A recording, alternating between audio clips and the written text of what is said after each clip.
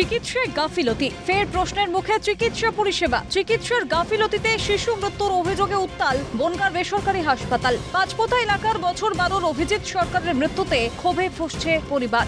এবার আজকে 12টায় ওটিতে নিয়ে গেল, 12:45 সেখান থেকে বের করলো।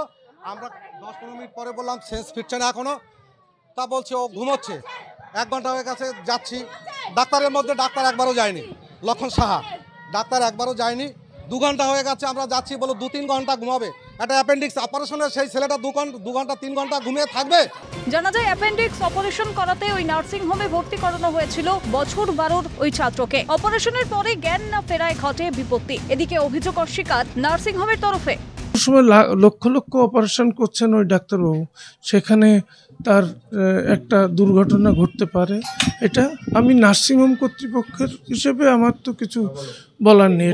রাজ্য জুড়ে বারে বারে চিকিৎসার গাফিলতিতে রোগী মৃত্যু। কবে সতর্ক হবে চিকিৎসক বা হাসপাতাল কর্তৃপক্ষ?